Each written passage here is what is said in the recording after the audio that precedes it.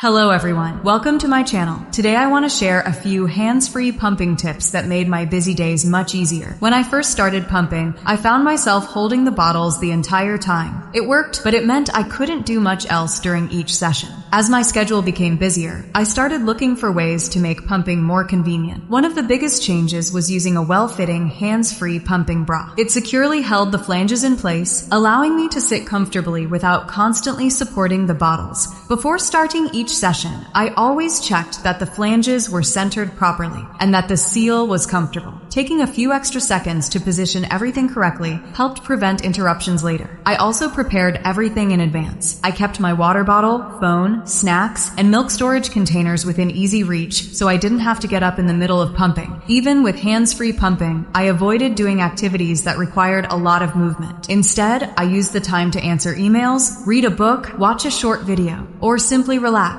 After finishing, I carefully stored my expressed milk, cleaned my pump parts according to the manufacturer's instructions, and prepared everything for the next session. Being a busy mom doesn't mean you have to rush through every pumping session. A little planning and the right setup can make pumping feel more comfortable, organized, and less stressful. If you found this video helpful, please subscribe to the channel. See you in the next video.